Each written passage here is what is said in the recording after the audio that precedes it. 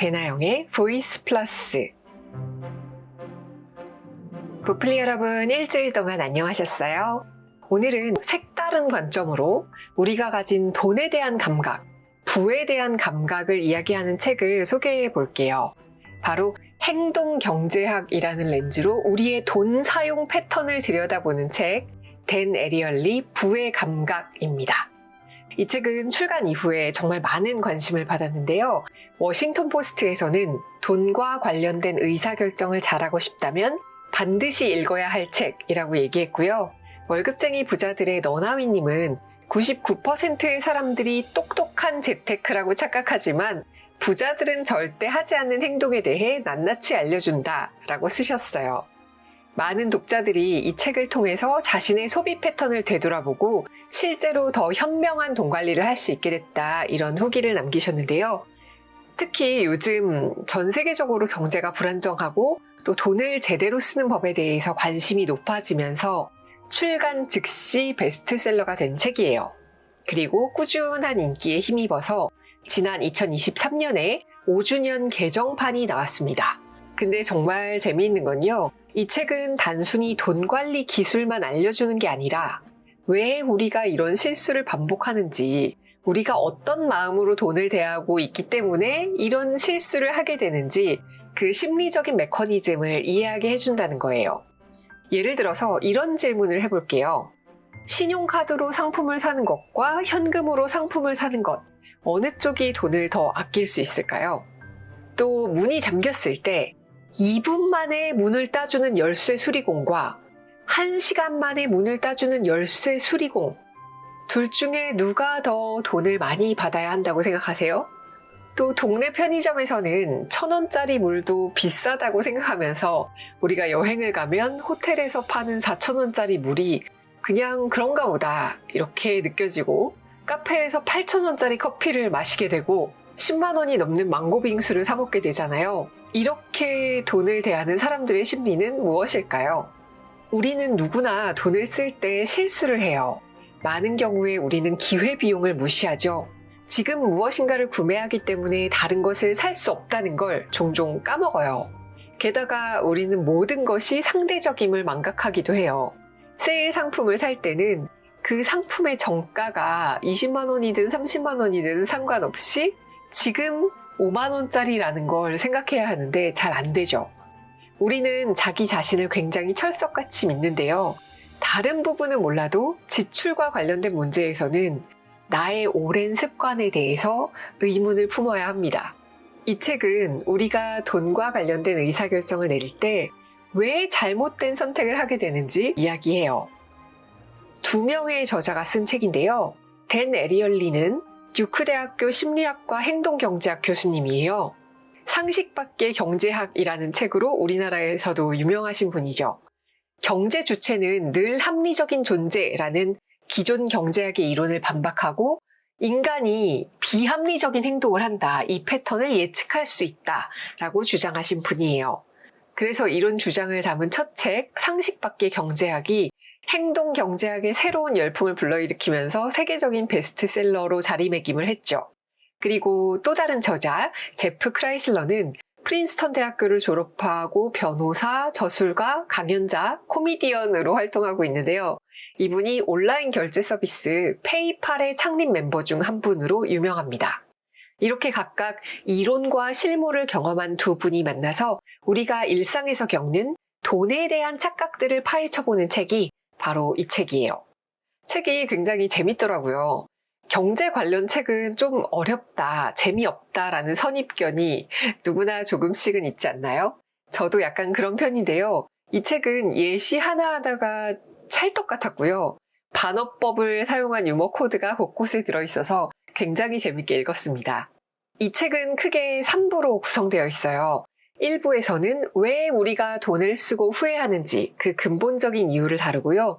2부에서는 돈에 대해 꼭 알아야 할 10가지를 소개해요.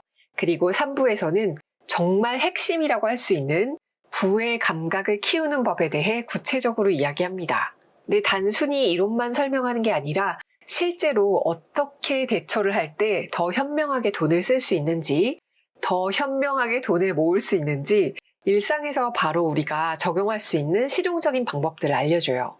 제가 이 책을 읽으면서 가장 인상 깊었던 것 중에 하나인데요.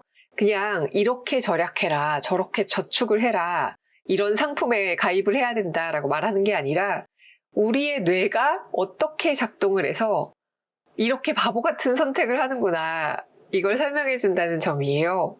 그래서 내가 그때 이렇게 행동한 건 정말 바보 같은 일이었구나, 이런 기준으로 이렇게 행동하는 건 정말 어리석은 일이구나 라는 걸 깨닫게 됩니다. 특히 요즘은 온라인 쇼핑 많이 하시죠? 간편 결제가 일상화된 시대잖아요. 저는 처음에 쿠팡에서 결제를 할 때 굉장히 깜짝 놀랐는데요. 구매하기 버튼을 찍 밀었더니 자동으로 얼굴을 인식해서 1초 만에 결제가 돼버리는 거예요. 결제가 너무 쉬워지면서 쉽게 돈을 쓰는 유혹을 이기기가 어려워졌어요. 우리도 모르게 이렇게 소비를 부추기는 여러 가지 장치들에 대해서 알고 이 장치들이 어떻게 우리의 선택을 좌우하는지 알게 되면 조금 더 의식적으로 돈을 관리할 수 있지 않을까 싶어요. 오늘 보이스 플러스에서는 이 책의 핵심 인사이트를 중심으로 우리의 부의 감각을 어떻게 키울 수 있는지 함께 살펴볼게요. 먼저 좋아요, 구독, 알림 설정 감사드려요. 조회수의 80% 정도는 좋아요가 나오는 날을 기대하면서, 보프를 들으시는 모든 분들이 구독 버튼을 누르시는 그날을 기대하면서 책 속으로 들어가 볼게요. 댄 에리얼리, 부의 감각. 댄 에리얼리, 제프 크라이슬러 지음, 이경식 옮김, 청림 출판. 서문, 인생에서 가장 중요한 것. 돈에 대해 더 많이 생각해서 보다 나은 의사결정을 내릴 수만 있다면 그렇게 하는 게 당연히 좋겠죠. 하지만 실제로는 그렇지 않습니다. 돈과 관련해서 나쁜 결정을 내리는 것이 바로 인간의 특성이기 때문이에요. 우리는 금융, 재정과 관련된 자기 생활을 엉망진창으로 만드는 데는 환상적일 만큼 탁월합니다. 상품을 구입할 때 신용카드로 지불하는 것과 현금으로 지불할 때 결과적으로 어떤 차이가 있을까요? 어차피 지불하는 금액은 같은데요. 실제로는 신용카드를 사용할 때 지출을 더 많이 하는 경향이 있음을 여러 연구 결과가 보여줍니다. 대부분의 사람들이 신용카드를 쓸 때 자신이 지출하는 돈의 액수를 상대적으로 낮게 평가할 뿐더러 지출한 금액이 얼마인지 더 잘 잊어버리죠. 문이 잠겼을 때 우리는 열쇠 수리공을 부르죠. 그런데 한 사람은 2분 만에 쉽게 문을 열어주고 10만 원을 청구한다면 다른 사람은 1시간 동안 땀을 뻘뻘 흘린 뒤에 문을 열어주고 똑같이 10만 원을 청구합니다. 놀랍게도 대부분의 사람들은 잠긴 문을 빨리 열어주는 사람보다 천천히, 시간이 더 오래 걸린 사람을 선택하는 게 더 나은 거래라고 생각합니다. 또 대출을 받을 때 보다 싼 금리의 금융상품을 찾으려고 노력하기보다는 가까운 은행에 가죠. 하지만 우리는 겨우 몇백 원의 기름값을 아껴줄 주유소를 찾으려고 쓸데없이 자동차를 몰고 돌아다니면서 더 많은 시간을 낭비합니다. 돈과 관련된 결정은 단지 돈이 아니라 그 이상의 어떤 것에 대한 결정입니다. 돈이라는 영역의 결정은 다음과 같은 문제에도 영향을 끼칩니다. 우리의 시간을 어떻게 쓸 것인가? 경력 관리를 어떻게 할 것인가? 다른 사람을 어떻게 포용할 것인가? 인간관계를 어떻게 보다 나은 방향으로 발전시킬 것인가? 자기 자신을 어떻게 행복하게 만들 것인가? 궁극적으로 내 주변의 세상을 어떻게 이해할 것인가? 이런 삶의 중요한 부분을 평가하는 방식에 영향을 미쳐요. 1부, 왜 돈을 쓰고 후회할까? 돈에 대한 의사결정이 어려운 이유. 2장, 돈이란 무엇인가? 돈은 정확하게 무엇일까요? 돈은 가치를 표시합니다. 돈은 그 자체로는 아무런 가치가 없어요. 돈은 그것으로 살 수 있는 다른 어떤 것의 가치를 표시할 뿐이죠. 그러니까 돈은 가치의 전달자입니다. 돈은 거의 모든 것과 교환할 수 있고 아무리 크든 작든 크기와 상관없이 거의 모든 항목에 적용할 수가 있어요. 이렇게 돈은 중요하고 유용하지만 돈은 축복과 저주를 동시에 내립니다. 이 세상에 존재하는 거의 모든 것과 교환할 수 있다는 점이 돈의 가장 결정적이고 멋진 특성이긴 한데요. 이는 돈과 관련된 의사결정 과정이 믿을 수 없을 정도로 복잡하다는 뜻이기도 해요. 어떤 의사결정이든 돈이 결부될 때마다 그만큼 더 어려워집니다. 돈과 관련된 의사결정은 왜 더 복잡해질까요? 바로 기회비용 때문이에요. 어떤 것을 하지 않을지 선택해야 한다는 뜻이에요. 이는 의식하든 의식하지 않든 간에 돈을 사용할 때마다 우리가 분명히 기회비용을 생각한다는 뜻이에요. 기회비용은 대안이에요. 뭔가를 하기 위해 지금이나 나중에 반드시 포기해야 하는 어떤 것입니다. 어떤 것에 돈을 지출한다면 다른 것에는 지금 당장이든 혹은 나중에든 그 돈을 지출할 수 없다는 뜻이에요. 그런데 보통은 기회비용에 대해 충분히 생각하지 않습니다. 심지어 전혀 생각하지 않을 때도 있어요. 이게 바로 우리가 돈과 관련해서 저지르는 가장 큰 실수이고 또 다른 많은 실수를 저지르는 이유가 됩니다. 저자는 여러 해 전에 도요타 자동차 매장으로 가서 신차를 구매하려는 사람들에게 신차를 사면서 무엇을 포기할 것인지 물었어요. 그런데 이 질문에 구체적인 답변을 하는 사람은 거의 없었어요.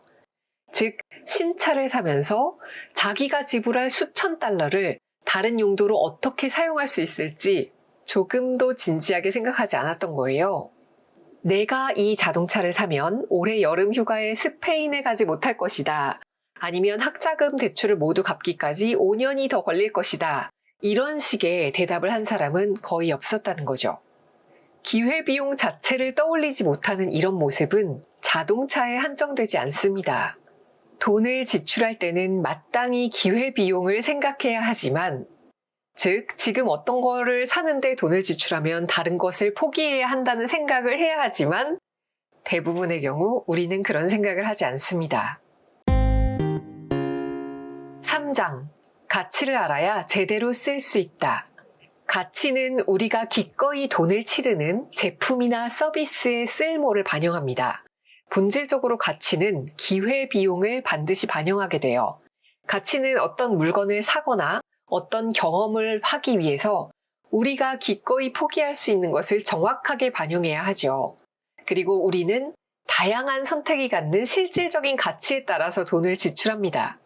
그런데 우리는 모든 것의 가치를 정확하게 산정하지 않아요. 아메리카 원주민은 맨해튼의 소유권을 구슬 몇 개와 장신구를 받고 네덜란드 동인도 회사에게 넘겼어요. 맨하탄 소유권의 가치를 매기는 방법을 그들이 어떻게 알았겠어요. 몇몇 대도시에서는 아파트의 월세가 500만 원까지 올라가지만 우리는 눈도 깜빡하지 않죠. 그런데 휘발유 가격은 30원만 올라도 선거 판세가 요동칩니다. 어떤 사람들은 1,000만 원을 들여서 휴가 여행을 가면서도 무료 주차장을 찾느라고 20분을 허비합니다. 그러고 나서 나중엔 자신이 올바른 선택을 했다고 느끼죠. 우리는 가치와는 전혀 상관이 없는 여러 가지 방식으로 그 가치를 평가해요. 2부. 돈에 대해 꼭 알아야 할 10가지. 가치 없이 가치를 평가하지 않으려면. 4장. 모든 것은 상대적이다. 4장을 관통하는 예시는 JCPenney라는 백화점의 예시예요. JCPenney 백화점에는 전통이 있었는데요. 제품의 가격을 높게 책정한 다음에 그걸 할인가로 가격표를 매기는 거예요. 그러니까 예를 들어서 10만 원짜리 옷이라고 태그를 붙여놓고 거기에 짝짝 줄을 긋고 50% 할인 이러면서 5만 원에 파는 거죠. 그런데 이 5만 원이라는 할인 가격이 다른 곳의 정상 가격과 다르지 않았던 거예요. 다른 데서는 다 5만 원에 팔리는 물건인데 10만 원짜리 물건을 50% 할인한다 라고 써서 소비자에게 판매를 했던 거죠. 그런데 이 백화점에 론 존슨이라는 신임 CEO가 오면서 이 할인 제도를 없애버렸어요. 론 존슨은 이 정책이 보다 투명하고 소비자로부터 환영받을 거라고 생각했어요. 그런데 대부분의 고객들은 이 정책을 좋아하지 않았습니다. 충성스러웠던 고객들이 백화점으로 가던 발길을 뚝 끊어버렸어요. 그 결과 1년 만에 JCPenney는 무려 10억만 달러에 가까운 손해를 봤고요. 론 존슨은 해고됐습니다. 존슨이 해고된 직후에 JCPenney에서 파는 물품의 가격은 다시 인상이 됐어요. 그런데 정상 가격이 높아지기는 했지만 할인의 가짓수와 선택폭이 그만큼 더 늘어났죠. 전체적인 가격을 보면 존슨이 해고되기 전이나 해고된 후나 가격이 비슷했어요. 하지만 사람들 눈에는 JCPenney 백화점이 예전처럼 엄청난 할인 행사를 제공하는 것처럼 보인 거죠. 여러분은 옷을 살 때 둘 중에 어떤 것을 선택하실 것 같아요? 하나에는 6만 원이라는 가격표가 붙어 있고요. 다른 하나에는 10만 원이라는 가격과 함께 40% 세일, 단돈 6만 원 이렇게 추가된 가격표가 붙어 있어요. 사실 가격표에 어떻게 쓰여 있든 6만 원짜리는 6만 원짜리일 뿐이에요. 그런데 우리의 마음 깊은 곳에서는 상대성이라는 개념이 작용합니다. 그래서 사람들은 이 두 가지의 가격을 동일하게 바라보지 않아요. 그래서 항상 사람들은 세일 중인 셔츠를 선택합니다. 이런 행동이 논리적일까요? 그렇지 않죠. 하지만 상대성 개념을 이해하면 납득할 수 있는 일이 됩니다. 이 일은 CEO가 쫓겨날 정도로 중요한 일이에요. 우리는 가치를 측정할 때 다른 것과 비교를 하면서 상대적인 가치를 만들어내요. 문제는 상대성이라는 개념 자체가 아니라 상대성을 적용하는 방식에 있어요. 만약에 우리가 6만 원짜리의 옷을 다른 모든 것과 비교하면 기회비용을 고려하게 될 거고 아무런 문제가 없을 거예요. 하지만 우리는 평가하고자 하는 어떤 대상을 다른 하나와 놓고 두 개만 비교합니다. 이럴 때 상대성은 우리를 바보로 만들 수 있죠. 6만 원은 10만 원에 비해 상대적으로 싸요. 하지만 기회비용을 생각하면 6만 원은 만 원과 비교해야 하고 또 6만 원으로 살 수 있는 다른 모든 것들과 비교해야 하지만 우리는 그렇게 하지 않아요. 정상가 옆에 붙어 있는 할인가를 바라보는 것만으로도 고객은 스스로가 상당히 똑똑한 판단을 내리고 있다는 암시를 받습니다. 난 싸게 샀어. 이렇게 만족스러운 구매를 하게 되는 거죠. 사실 과거의 가격이 얼마인지는 문제가 되지 않아야 마땅합니다. 그건 현재의 가격이 아니기 때문이에요. 마치 10만 원짜리 옷을 사면서 4만 원을 절약하는 것은 다른 용도로 지출할 수 있는 4만 원을 공짜로 얻는 것처럼 보이거든요. 사실 6만 원짜리의 옷은 6만 원의 가치만 측정해야 합니다. 그런데 우리는 그렇게 이성적으로 생각하지 않죠. 사람들은 가치를 평가하는 일이 너무 어렵기 때문에 여러 가지 선택지가 있으면 상대적으로 저항이 적은 경로를 선택하게 되는 거죠. 5장, 돈은 대체 가능하다. 심리적 회계라는 말이 있어요. 실제적인 가치와 전혀 상관없이 돈에 대해 생각하는 또 하나의 방식입니다. 돈은 다른 돈으로 대체될 수가 있죠. 만 원짜리 지폐는 다른 만 원짜리 지폐와 동일한 가치를 지녀요. 그런데 실제로는 그렇지가 않습니다. 사람들은 대체로 자신이 가진 만 원짜리 지폐에 동일한 가치를 부여하지 않습니다. 예를 들어서 우리가 월급을 100만 원을 받으면 집세에 얼마, 식비에 얼마 이런 식으로 나누어서 분리를 해두잖아요. 한 달이 안 됐는데 식비를 다 써버리면 매우 기분이 안 좋습니다. 반면 어떤 범주의 돈이 남아요. 문화생활비가 이번 달에 조금 남았어요. 그러면 이 남은 것에 대해서는 쉽게 써버린다는 거예요. 물건 구매에 드는 돈이나 식비로 나가는 돈이나 저축하는 돈이나 모두 내 월급에서 나오는 동일한 내 돈이잖아요. 그런데 사람들은 똑같은 내 돈인데도 불구하고 이걸 심리적으로 회계를 한다는 거예요. 예를 들어서 어떤 돈을 직장에서 열심히 일해서 벌었는가 아니면 길에서 주운 복권이 당첨돼서 벌었는가에 따라서 다르게 지출을 합니다. 사람들은 열심히 일해서 번 돈은 공과금을 내고 생활비로 쓰고 책임성 있는 항목에 쓰는 경향이 있어요. 그 돈을 진지한 돈으로 느끼기 때문이에요. 그런데 카지노에 가서 돈을 번다거나 로또에 당첨돼서 벌은 돈은 또 다른 재미에 지출되는 경향이 있습니다. 어떤 물건을 샀을 때 이 지불하는 시간과 이 물건을 소비하는 시간 사이의 간극이 문제가 돼요. 예를 들어서 와인을 살 때는 너무 비싸요. 이런 걸 사도 되나 싶어요. 그렇게 와인을 구입하면서 이걸 투자라고 생각하죠. 그 이후 몇 달 후 아니면 몇 년 뒤에 와인을 개봉해서 마실 때는 마치 공짜로 마시는 것처럼 느껴지는 거예요. 아주 오래전에 했던 현명한 투자의 결실이라고 생각되는 거죠. 만약 그 와인을 그날 사서 그날 먹는다면 그 와인에 지출된 돈은 오늘의 예산에서 나온 것처럼 느껴질 거예요. 자동차 할부금도 마찬가지입니다. 매일매일 전철을 타고 출퇴근을 하는 사람이 있다면 평소에는 택시를 이용하고 여행을 갈 때는 렌터카를 이용하는 편이 유리합니다. 그게 자동차를 소유할 때 들어가는 비용보다 훨씬 적어요. 그럼에도 사람들은 자신의 자동차를 사용할 때마다 기름값 말고는 여행 경비가 전혀 들지 않는다고 느껴요. 그러면서 공짜 여행을 즐긴다는 느낌을 만끽합니다. 휴가 때 숙소를 예약하는 것도 마찬가지예요. 미리 숙소를 예약해두고 몇 달이 흐르잖아요. 그 숙소에서 머무는 비용이 마치 공짜인 것처럼 느껴지죠. 훨씬 더 기분 좋게 휴가를 보내게 됩니다. 구매 시점과 실제 사용 시점이 다르기 때문이에요. 6장. 고통을 회피하려는 습관. 우리는 신체적인 고통에 대해서 잘 알고 있죠.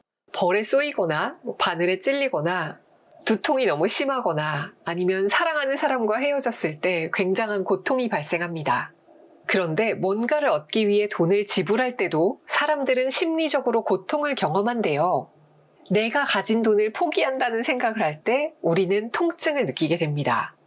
최근에 뇌 영상이나 MRI를 이용한 여러 연구들이 실제로 돈을 지출할 때 신체적인 고통을 처리하는 뇌 영역이 자극이 된다는 사실을 발견했어요.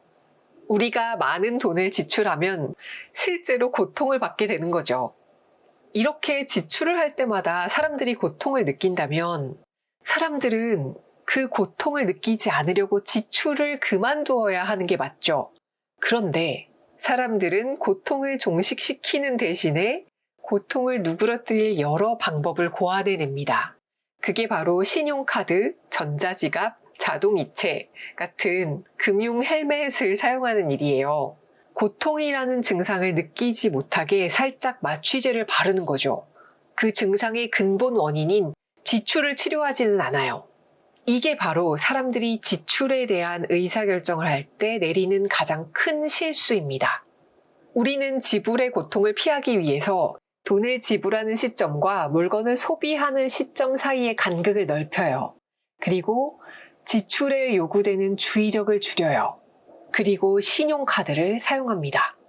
신용카드라는 플라스틱을 사용할 때는 지갑에서 현금을 꺼내서 지출할 때보다 마음의 고통이 덜하대요. 연구 결과에 따르면 후불 방식을 선불 방식으로 바꾸면 우리의 지출 양상이 바뀝니다. 선불로 먼저 지출을 할 때는 보다 많이 지출하게 되고요. 후불로 계산을 할 때는 보다 적게 지출하게 돼요. 그리고 여러 가지 항목을 살 때보다 개별적으로 하나씩 살 때 지출을 하면 훨씬 지출이 줄어듭니다. 어떤 것을 소비하기 전에 미리 그 대가를 지불하면 실제로 소비할 때는 거의 고통을 못 느끼게 돼요.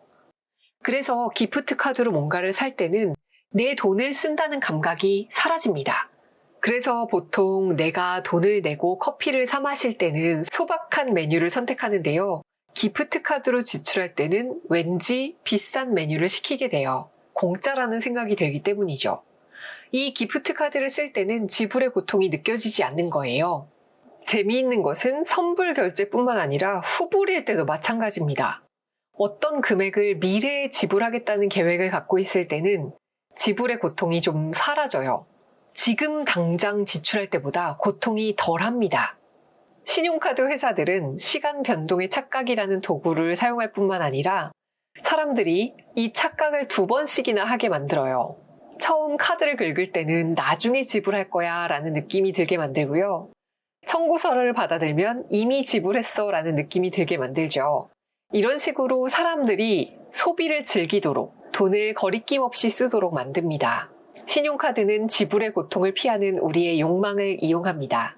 연구 결과 사람들은 자기가 쓴 신용카드 청구서의 합산 금액을 30%나 낮게 추정하는 경향이 있었어요. 게다가 보다 많은 금액의 구매를 하게 되고 보다 많은 팁을 주고 지출에 관한 의사결정을 보다 빨리 내린다는 사실도 확인했습니다. 최근에 이루어진 많은 기술적 발전들은 지불 과정을 굉장히 간편하게 만들었죠. 그래서 사람들은 자기가 돈을 쓰고 있는지조차 의식하지 못해요. 여러분은 매달 나가는 기본적인 소비에 대해서 정확히 어느 정도 소비를 하고 있는지 알고 계신가요? 사람들은 손쉽고 고통이 없는 것을 좋아합니다. 언제나 그렇죠. 어떤 게 공짜로 느껴진다면 지불의 고통은 존재하지 않습니다. 그런데 장기적으로 과연 이것이 실제로 우리에게 유익할까요? 공짜는 이상한 가격입니다. 공짜도 가격이에요. 어떤 것이 공짜일 때 사람들은 그에 대해서 비용이나 편익 분석을 하지 않는 경향이 있는데요. 실제로는 공짜가 언제나 최고의 선택이 아닐 수도 있어요. 가격 차이가 얼마 나지 않고 자신에게 훨씬 더 중요한 가치를 지닌 무언가가 있을 때도 공짜가 선택지로 주어질 때 사람들은 대부분 깊이 생각하지 않고 공짜를 선택합니다. 기본적으로 지불의 고통을 피하고 싶어 하기 때문이에요. 그리고 처음에 공짜로 제공되던 것을 나중에 비용을 지불하고 구입하기가 매우 어려워집니다. 공짜라는 가격에 익숙해지는 거죠. 내가 어떤 고통을 회피했는지 인식할 수 있다면 이 선택지를 내 범위 안에 두고 우리 삶에 미치는 영향을 제한할 수 있습니다. 7장. 자신을 믿는 어리석음이 부르는 화. 사람들이 가장 신뢰하는 자문가는 누구일까요? 뭔가 불확실하고 의심이 들 때 사람들은 누구에게 찾아가서 도움을 청할까요? 사람들이 가장 신뢰하는 사람은 자기 자신입니다. 어쩌면 바람직하지 않은 일일 수도 있지만 사람들은 가치 판단을 할 때 의식하든 의식하지 않든 자기 자신이 탁월하게 똑똑하다고 생각합니다. 그리고 스스로에게 의존하죠. 자기 자신에 대한 지나친 신뢰 때문에 첫인상을 결정할 때 앵커링 효과라는 오류에 쉽게 빠지게 됩니다. 앵커링 효과는 어떤 결정을 내릴 때 그 의사결정과 아무런 상관이 없는 것에 좌우돼서 최종적인 결론을 내리게 되는 현상을 뜻해요. 즉, 타당하지 않은 정보가 의사결정 과정을 오염시키는 거예요. 실험을 하면서 자신의 주민등록번호 맨 뒷자리를 적어서 내세요 라고 말을 했잖아요. 이 숫자가 70일 수도 있고 15일 수도 있어요. 그리고 무작위로 질문을 던졌습니다. 70으로 적은 사람에게 이 와인을 7만 원에 구매하시겠습니까? 이 키보드를 7만 원에 구매하시겠습니까? 이런 질문을 던졌고요. 15로 적어낸 사람에게는 이 키보드를 15,000원에 사시겠습니까? 이 와인을 15,000원에 사시겠습니까? 이런 식의 질문을 던진 거예요. 사실 키보드나 와인이 내 주민등록번호와는 아무런 상관이 없죠.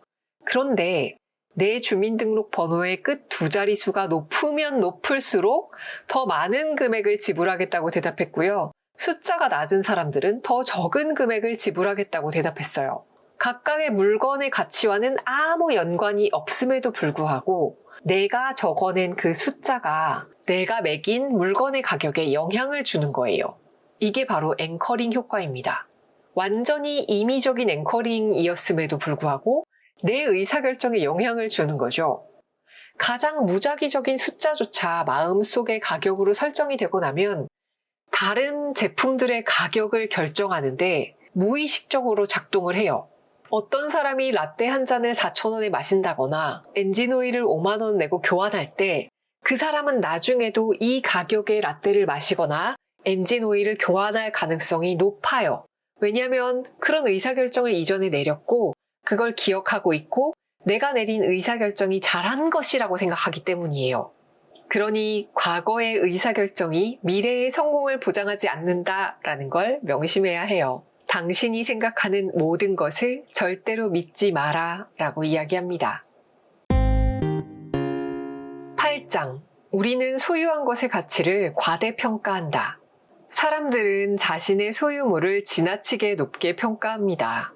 이상적이고 합리적인 시장이라면 매도자와 매수자가 상품의 가치를 동일하게 평가해야 맞겠죠. 그런데 실제 현실에서 이루어지는 대부분의 거래에서는 매물을 갖고 있는 사람이 그걸 사고자 하는 사람보다 가치를 높게 평가합니다. 소유 효과 때문이에요. 예를 들어서 머그컵 실험을 했는데요. 머그컵을 공짜로 받은 학생들은 그렇지 않은 학생들에 비해서 그 머그컵의 가치를 2배로 평가했어요. 머그컵을 받은 학생들이 소유의식을 매우 빠르게 느꼈고 실제보다 높은 가치를 매긴 거죠. 또 머그컵을 손에 30초 이상 들고 있었던 실험자 집단은 10초 이하로 들고 있었거나 전혀 머그컵을 만지지 않았던 실험자 집단보다 더 많은 돈을 주고 그 머그잔을 사겠다고 대답했어요. 단 30초 만에 어떤 물건의 가치를 평가하는 기준을 왜곡할 정도로 강력한 수준의 소유의식이 형성된 거예요. 그래서 백화점의 의류 매장을 가면 입어보시겠어요 하고 권하잖아요. 내가 30초 이상 옷을 입고 있기만 해도 나는 이게 살짝 비싼 가격이지만 사야 할 것 같은 구입 의지가 생긴다는 거죠. 그리고 자동차 매장에서는 구입 의지가 있는 고객에게 잠깐 앉아보시겠어요? 라던가 시승을 시켜주기도 합니다. 이런 소유 효과는 손실 회피와 깊은 관련이 있어요. 즉, 동일한 양의 고통이 있고 즐거움이 있을 때 보통은 즐거움보다 고통을 더 강하게 느낍니다. 그런데 이 차이가 작지 않아요. 무려 약 2배나 됩니다. 다르게 말하면 10만 원을 잃을 때 느끼는 고통의 강도가 10만 원을 얻을 때 느끼는 즐거움의 강도보다 2배 이상 커요. 그러니까 10만 원을 잃어버린 그 정서적인 충격을 상쇄하려면 20만 원을 얻어야 한다는 뜻이기도 해요. 사람들이 이렇게 손실 회피를 하는 경향이 있기 때문에 어떤 것에 이미 투자했을 때 투자금을 포기하기가 어려워집니다. 이미 투자된 이 비용을 보통 매몰 비용이라고 하죠. 사람들은 이미 투자한 비용이 아까워서 거기에 계속 투자하려고 해요. 손실 회피를 하고 싶은 거죠. 이미 투자한 것을 잃어버리고 싶지 않은 마음에 약간의 희망적인 생각을 보태가면서 밑빠진 독에 물 붓기를 계속합니다. 하지만 어떤 일, 어떤 집, 어떤 정책, 주식에 투자했다면 이미 얼마를 투자했는지는 돌이켜서 생각하지 말아야 해요. 지금 하는 투자가 미래의 자신에게 얼마나 큰 가치를 가져다 줄지 하는 측면에만 초점을 맞춰야 합니다. 그런데 우리는 그렇게 이성적이지 못하고 말처럼 그렇게 쉽지도 않죠. 이미 날아가고 없는 돈보다 미래의 가치를 예측하는 것이 더 중요하고 더 필요한 일입니다. 때로는 미래를 바라보기만 해도 올바른 선택을 할 수 있어요. 소유의 함정을 극복하려면 소유물의 가치를 정확하게 평가하기 위해서 스스로를 소유물과 심리적으로 떼어놓아야 합니다. 9장. 공정함과 노력에 대한 과도한 염려. 우리가 기꺼이 지불하고자 하는 금액은 사고자 하는 것의 가격이 얼마나 공정하게 보이느냐에 좌우가 됩니다. 그것도 매우 크게 좌우됩니다. 기본적인 수요 공급의 법칙에 따르면 우산은 비가 올 때 수요가 많아지고 가격이 높아지는 게 당연하죠. 그런데 평소에 5,000원에 팔고 있던 우산을 비 올 때 10,000원에 판다라고 하면 사람들은 비를 맞고 걸어가는 한이 있어도 2배로 높은 우산 가격을 지불하려고 하지 않습니다. 엔진 오일을 교환해주거나 잠긴 문을 열어주는 서비스의 가치는 공정함과는 아무 관련이 없어야 하죠. 얼마나 신속하고 효율적으로 이 일이 완료되는가만 따지면 돼요. 그런데 쉬워 보이고 시간도 별로 들지 않는 어떤 일에 높은 가격을 지불해야 한다면 사람들은 가격이 불공정하다고 생각합니다. 어떤 금액을 기꺼이 지불하겠다는 심리를 추동하는 것은 객관적으로 존재하는 노력이라기보다 노력의 외양입니다. 이게 합리적이라고 생각하시나요? 그렇지 않습니다. 하지만 이런 일은 언제나 일어납니다. 우리나라 기업들의 관행이 있었잖아요. 어떤 성과를 퇴근 시간 전에 깔끔하게 마무리해놓는 직원보다 10시, 11시까지 야근하는 직원들이 훨씬 더 월급을 많이 받아야 하는 것처럼 생각하던 시대가 있었습니다. 어떤 제품이나 서비스에 투입된 노력을 직접 눈으로 확인할 때 우리는 그 가치를 실제보다 높게 평가하는 경향이 있습니다. 10장. 언어와 제의가 만드는 마법. 언어는 사람들이 자신의 경험을 보다 중요하게 인식하도록 만들 수 있어요. 제품의 물리적인 본질이 전혀 바뀌지 않았는데도 언어적 경험 때문에 그 비싼 대가를 기꺼이 지불하게 됩니다. 예를 들어서 식당 2곳이 있는데요. 한 곳에서는 80% 무지방 소고기 패티를 넣은 햄버거를 팔고요. 다른 곳에서는 20% 지방 소고기 패티를 넣었어요. 확인된 자료에 따르면 동일한 햄버거를 다르게 묘사한 그 두 문구 때문에 사람들은 이 햄버거의 가치를 매우 다르게 평가합니다. 80% 무지방 소고기는 무지방에 초점을 맞췄기 때문에 건강하고 맛있고 바람직하게 생각을 해요. 이에 비해서 20% 지방 소고기는 지방 함량에 초점을 맞췄기 때문에 건강에 해로운 측면에 주목하게 만듭니다. 그래서 사람들은 무지방 햄버거의 가치를 훨씬 더 높게 평가하고 이 햄버거에 기꺼이 더 많은 돈을 지불하게 돼요. 동일한 금액이지만 이를 묘사하는 내용이 사람들이 제품이나 서비스를 소비할 때의 감정을 바꿔놓고 실질적인 경험 자체를 바꿔놓습니다. 와인을 묘사하는 각각의 미묘한 단어 때문에 우리는 와인을 구매할 때의 만족도가 크게 달라집니다. 커피도 마찬가지인데요. 커피와 관련된 언어를 조금 더 높은 차원으로 끌어올렸을 때 제품의 가치가 높아진다는 걸 발견했습니다. 왜냐면 이 단어들은 공정하게 보이기 때문이에요. 장인이 만들었다라고 하면 숙련된 기술자가 손으로 직접 제품을 만들었다는 뜻으로 느껴지잖아요. 그러니까 당연히 돈도 그만큼 더 많이 지불해야 마땅하다고 생각이 되죠. 이렇게 특정한 언어라던가 특정한 제의가 사람들에게 기쁨과 즐거움을 주기 때문에 지불하려는 금액을 기꺼이 높은 수준으로 끌어올린다는 사실을 확인했어요.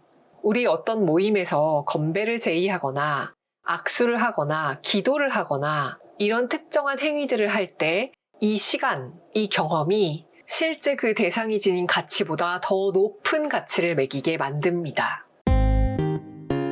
11. 기대치를 뛰어넘어야 하는 까닭. 기대치는 서로 다른 두 개의 시간대에 걸친 경험의 가치를 바꿉니다. 이 두 개의 시간대는 구매 대상을 경험하기 전인 기대 시간대와 경험이 진행되는 동안의 경험 시간대를 말하는데요. 기대치는 어떤 경험을 기대할 때 즐거움이나 고통을 제공하고 그 다음에는 그 경험 자체를 바꿔놔요. 예를 들어서 우리가 약국에 가면 동일한 성분의 여러 약이 있지만 무명 브랜드에서 만든 약보다 비싸더라도 유명 브랜드 뭐뭐 제약에서 만든 약을 구입하는 경우가 있죠. 그래도 이게 훨씬 더 빠르고 안전하게 나에게 작용할 것이다 라는 생각을 하게 되는 거예요. 비슷하게는 자동차를 구입하면서 엔진이나 성능이나 이런 걸 비교하는 대신에 이 브랜드이기 때문에 자동차를 구매하는 경우가 있습니다. 최근에 어떤 연구는 선글라스에 대한 실험을 했는데요. 똑같은 선글라스였는데 어떤 선글라스에는 최신 유행에 맞는 이름을 붙여놨어요. 그랬더니 멋진 이름이 붙은 선글라스가 그렇지 않은 선글라스보다 눈부심을 더 잘 막아준다고 사람들은 생각했습니다. 또 어떤 웹툰이 재밌을 거라고 기대한 사람은 재미없을 거야 라고 생각한 사람보다 그 웹툰을 보면서 더 많이 웃었다는 연구 결과도 있습니다. 12장 유혹을 이기지 못하는 사람들. 연구 결과에 따르면 미국인의 30%는 은퇴를 대비한 저축을 너무 소홀히 하는 바람에 그 돈을 마련하려면 80세까지 일해야 한다고 하는데요. 현재의 평균 기대 수명은 78세입니다. 은퇴 자금을 마련하기 위해 2년이나 더 일해야 하는 그 시점에서 사망한다는 뜻이에요. 지금의 선택과 미래의 선택 사이에는 차이점이 있습니다. 현재 이루어지는 의사결정에는 감정이 개입되는 데 반해 미래의 판단에는 감정이 개입되지 않는다는 점이에요. 미래에 우리는 멋진 사람이 돼 있을 수 있어요. 운동을 열심히 하고 다이어트를 하고 약도 꼬박꼬박 잘 먹고 있겠죠. 아침 일찍 일어날 것이고 은퇴를 위해서 저축을 하고 있고 운전하는 도중에는 절대 문자 메시지를 주고받지 않을 거예요. 하지만 우리는 미래가 아니라 현재를 살아갑니다. 오늘의 감정은 우리가 마땅히 가야 할 길을 가로막아요. 우리가 느끼는 감정은 실질적이고 구체적이죠. 미래의 감정은 그렇게 와닿지 않아요. 그래서 미래에 대한 의사결정을 내릴 때는 감정을 배제하게 됩니다.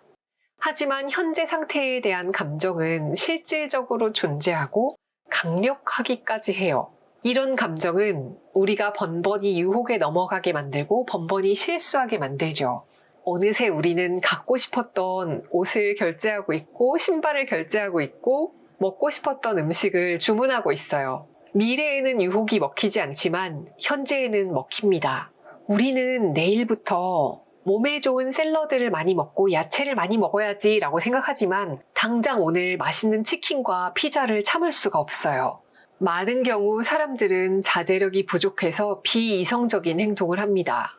앱스토어, 앱, 웹사이트, 소셜미디어에서는 온갖 난리를 치면서 우리의 주의력과 시간과 돈을 붙잡으려고 합니다. 어떻게 하면 우리가 움직일 수 있는지 우리 자신보다 더 잘 알고 있죠. 그래서 우리는 우리의 재정적 환경에 대해 보다 많은 것을 배워야 하고 내 행동이 어떤 이유로 일어나는지에 대해서 알아야 합니다. 또 우리의 장기적인 이익에 유리하도록 돈을 쓰는 걸 생각해야 해요. 유혹을 떨쳐내겠다는 의지력이 필요합니다. 13장. 돈, 너무 많이 생각해서 탈이다. 식당들은 사치스러운 별미를 요리할 때 할인 가격에 판매하지 않습니다. 왜냐? 사치품이 낮은 가격에 판매되면 이 낮은 가격이 사치품의 품질과 관련해서 소비자에게 불편한 메시지를 주기 때문이에요. 뭔가 잘못된 게 있어서 가격을 내린 게 아닐까? 얘는 지금 유통기한이 다 돼서 맛이 좀 변했기 때문에 싼 게 아닐까? 이런 식으로 생각한다는 거예요. 이런 선택이 이루어지는 이유는 사람들이 가치를 평가하는 또 하나의 중요한 방법이 실제 가치와는 아무런 상관이 없이 거기에 매겨진 가격에 의미를 부여하기 때문이에요. 높은 가격은 그것의 품질이 좋다는 신호를 발산합니다. 건강제품이든 음식이든 의류든 중요한 것의 높은 가격은 낮은 품질이 아니라는 말과 비슷해요. 돈은 숫자예요. 돈은 명확하죠. 우리는 돈을 굉장히 여러 개의 다른 선택지와 비교할 수가 있어요. 돈은 이토록 정확해 보이기 때문에 사람들은 다른 고려사항을 내버려두고 숫자에만 지나치게 많은 주의를 집중합니다. 예를 들어서 어떤 향미라던가 스타일이라던가 호감 같은 속성은 측정하기가 어렵고 비교하기도 어려워요. 그래서 사람들은 가격에 초점을 맞추죠. 가격은 상대적으로 비교하기 쉽잖아요. 마찬가지로 대부분의 사람은 어떤 유형의 제품이나 경험을 다른 것과 비교하는 걸 어려워합니다. 아까 예를 들었던 도요타 자동차를 휴가 여행이나 20번의 근사한 저녁 식사와 비교하기 위해서 기회비용이라는 개념을 활용하지 않고 그 대신에 동일한 범주에 속한 것들끼리 비교해요. 자동차는 자동차끼리, 휴대전화는 휴대전화끼리, 컴퓨터는 컴퓨터끼리 비교를 합니다. 돈은 교환의 수단입니다. 돈을 있는 그대로 무언가를 손에 넣을 수 있도록 해주는 도구로 바라보고 도구로 다뤄야 합니다. 두 개의 물건이나 서비스를 돈을 매개로 비교하지 않고 물건들끼리 직접 비교하면 선택의 관점이 새로워집니다. 3부, 부의 감각을 키우는 법. 인생에서 가장 중요한 돈 쓰기의 기술. 3부에서는 우리가 2부에서 이야기한 돈에 대해 꼭 알아야 할 10가지를 어떤 식으로 생활에서 적용할 수 있는지 쭉 이야기를 하는데요.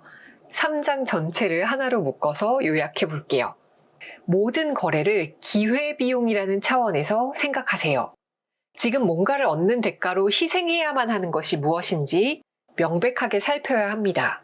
예를 들어 돈을 시간으로 변환해서 내가 지금 이걸 사면서 지불하는 돈을 벌려면 몇 시간 혹은 몇 달을 일해야 하는가 이런 식으로 생각할 수도 있어요. 어떤 세일 상품을 볼 때는 그 상품의 과거 가격이 얼만지, 정가에 구입하는 경우에 비해 얼마나 절약을 할 수 있는지 고려 대상으로 삼지 말아야 합니다. 내가 실제로 지출하는 돈이 얼마인지만 고려해야 해요. 모든 10,000원짜리는 똑같이 10,000원짜리입니다. 돈은 얼마든지 대체 가능하다는 아주 단순한 원리를 기억해야 해요. 일을 해서 번 돈이든 유산으로 받은 돈이든 복권에 당첨돼서 받은 돈이든 부업을 해서 번 돈이든 모든 돈은 내 돈이에요.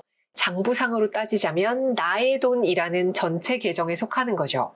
만일 보너스나 상금이라는 계정에 속해 있다는 생각으로 그 돈은 막 써도 돼 라고 생각한다면 그 돈도 그냥 돈일 뿐이다.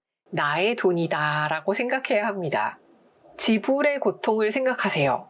가장 좋은 해결책은 신용카드를 사용하지 않는 것처럼 쉽고 단순한 것일 수도 있습니다. 하지만 현실적으로 볼 때 갑자기 신용카드를 모두 잘라버리기도 어렵죠. 하지만 우리는 기본적으로 최첨단 금융기술들을 조금 의심스러운 눈으로 바라봐야 해요. 보다 쉽게 내 돈을 빼가는 모든 기술들을 경계해야 합니다. 자기계발 전문가들은 스스로의 직감을 믿어라 라고 얘기하지만 좋은 생각이 아닌 경우가 많아요. 특히 지출과 관련된 문제에서는 그렇습니다. 겉으로 보기에 임의적인 숫자들, 권장 소비자 가격, 비싼 가격을 볼 때는 당연히 의심을 품어야 합니다. 두 번째로 비싼 물건을 덥석 사지 않도록 주의해야 해요. 가장 비싼 가격과 비교하면 매우 싸다는 느낌이 들 텐데 바로 그것이 함정입니다. 자기 스스로 설정한 가격에도 의심을 품어야 해요. 가끔은 라떼 한 잔이 5,000원의 가치가 있는지, 한 달에 몇 번 안 가는 헬스클럽 회원권이 이만큼의 가치가 있는지 의문을 제기해 보세요. 그리고 시험적인 서비스나 프로모션을 조심해야 합니다. 마케팅 담당자들은 우리가 어떤 걸 일단 소유하고 나면 좀처럼 포기하려 하지 않고 그 가치를 높게 평가한다는 걸 알고 있어요. 매몰 비용은 어차피 회복할 수 없는 비용입니다. 일단 지출을 했다면 그 돈은 이미 없는 돈이에요. 과거는 과거일 뿐 이렇게 생각하고요. 미래에 어디에 있을지 고려하세요. 안타깝게도 세상은 공정하지 않습니다. 어떤 것의 가격이 공정하게 책정됐는지는 따지지 마세요. 그 대신 나에게 더 가치 있는 것이 무엇인지 생각하는 것이 좋습니다. 지식과 경험에도 가치가 있음을 깨달아야 해요. 하지만 헛된 노력의 함정에 빠지지 않도록 조심해야 합니다.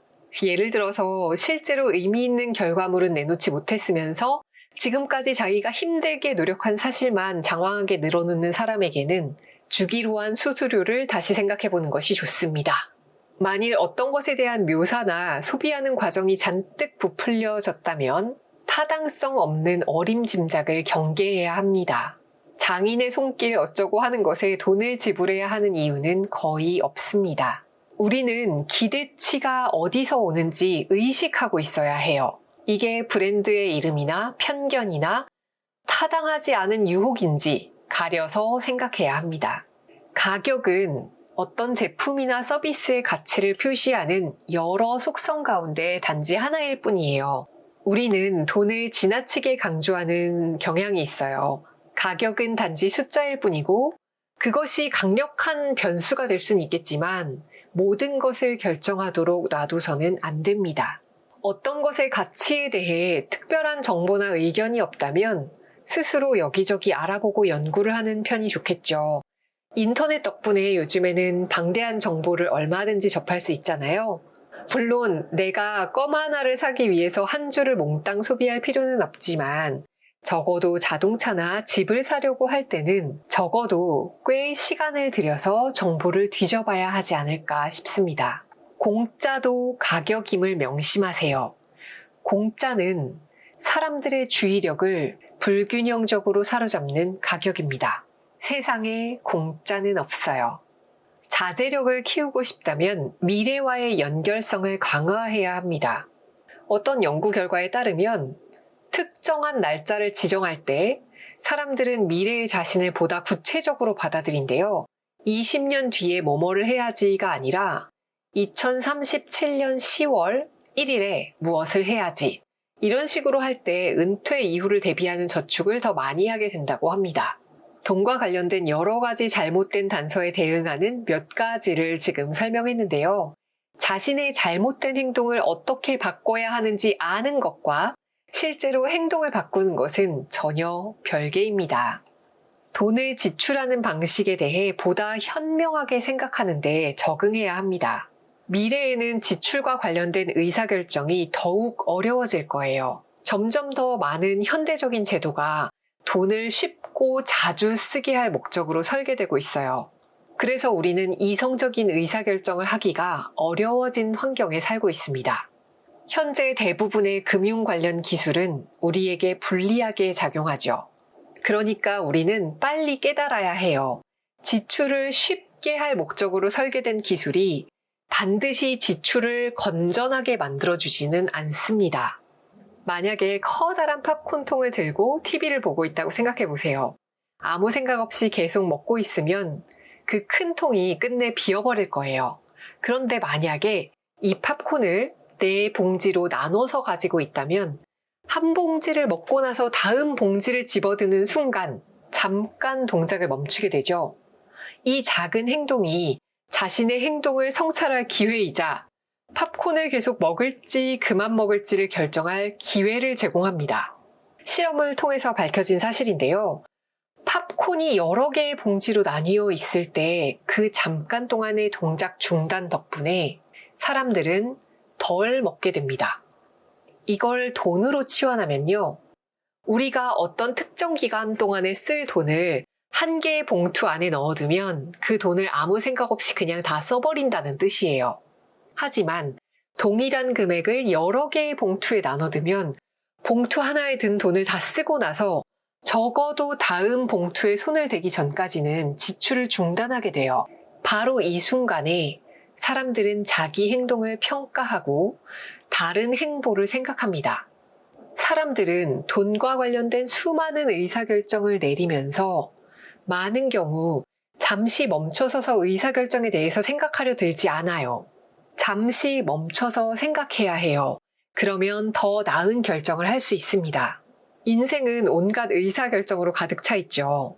진학할 대학교를 선택한다던가, 결혼을 한다던가, 집을 산다던가, 이런 큰 결정을 할 때는 당연히 잠시 멈춰서서 가치와 지출에 대해 될 수 있으면 많이 생각해야 합니다.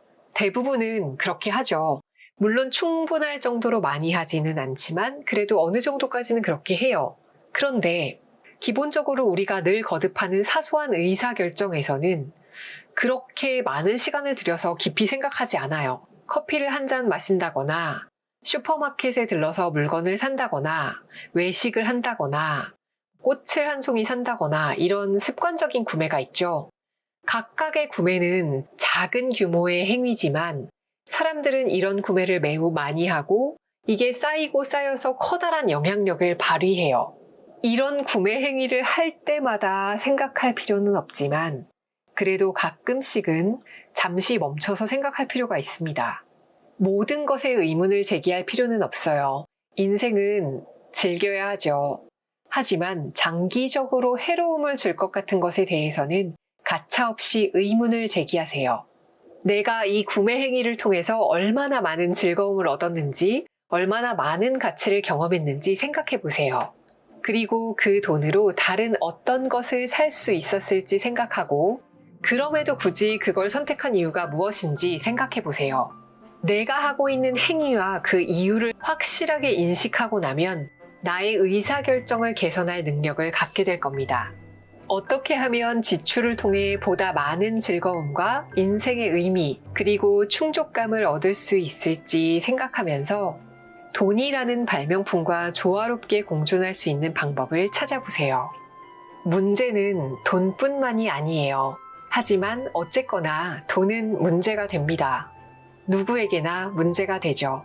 우리는 돈 생각을 하느라 엄청나게 많은 시간을 보내지만 너무도 자주 올바르지 못하게 생각합니다. 돈은 어렵고 추상적인 개념이지만 무작정 손을 놓고 있을 순 없어요. 우리가 자기 자신의 심리만 제대로 이해해도 돈 문제가 빚어내는 혼란과 스트레스로부터 조금은 더 자유로워질 수 있을 거예요. 돈에 대해 조금 더 나은 의사결정을 하는 풍요로운 한 주 되시길 바라요.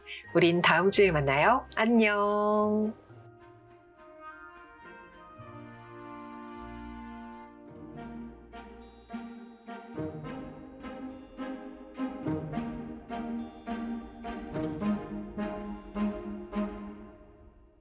배나영의 보이스 플러스